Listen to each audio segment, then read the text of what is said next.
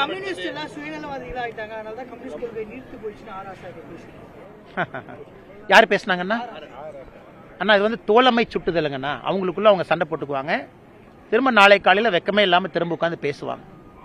ஆனால் இன்னைக்கு ராஜா அவர்கள் இந்த மாதிரி ஆராசான சொல்லியிருந்தாங்க அப்படின்னா கம்யூனிஸ்ட் நண்பர்கள் கூட்டணியிலிருந்து வெளியே வரணும். சேகர்பாபுனே நக்கலா சொல்றாரு, கொடுப்பதை கொடுத்தா வாங்குறத வாங்கிட்டு எங்களோட இருப்பாங்க அப்படின்னு. அதனால கம்யூனிஸ்ட் தோழர்கள் அதெல்லாம் பார்த்துட்டு தான் இருக்காங்க. தமிழ்நாட்டில் 3.5 ஆண்டு காலமாக திமுக செல்வதற்கெல்லாம் சாமரம் வீசி வீசி இன்னைக்கு கம்யூனிஸ்ட் கட்சி நீர்த்து போயிருச்சு. நான் அப்படி சொல்றேங்கண்ணா.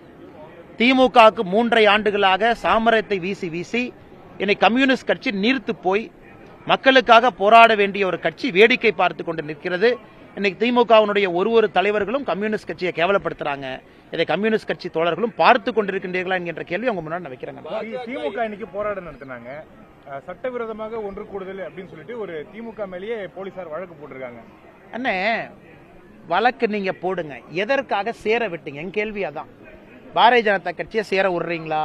இல்ல.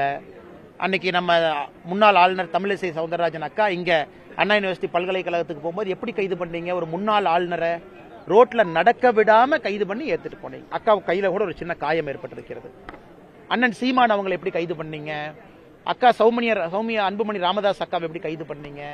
இல்ல அதிமுகவுடைய நண்பர்களை தலைவர்கள் எப்படி கைது பண்றீங்க? அதே திமுகவுக்கு ஏன் பண்ணலின்னு தான் நான் கேட்கறேங்கண்ணா. நீங்க உப்புக்கு சப்பானியாக இல்ல பத்திரிகை நண்பர்கள் கேள்வி கேட்டுருவாங்கிறதுக்காக சும்மா ஒரு எஃப்ஐஆர் அன்லாஃபுல் அசம்பிளி, அது ஒரு உப்புச்சப்பு இல்லாத எஃப்ஐஆருங்கண்ணா. 50 ரூபாய் ஃபைன் கட்டிட்டு வெளியே வந்துடலாம் கோர்ட்ல. அதை வச்சு என்ன பிரயோஜனங்கண்ணா? அதனால் நான் கேட்பது ஆளும் கட்சிக்கு ஒரு நீதி, எதிர்கட்சிக்கு ஒரு நீதினா சட்டம் எதற்காக இருக்கு? அம்பேத்கரையாவை பத்தி வாய்களையே பேசுறீங்களே. அம்பேத்கரை அரசியலமைப்பு சட்டத்தில் எழுதியிருக்காரா? ஆளும் கட்சி சட்டம் எதிர்கட்சி சட்டம்னு பிரிச்சு எழுதியிருக்காரா? ஒரே சட்டம் தானே எழுதியிருக்காரு.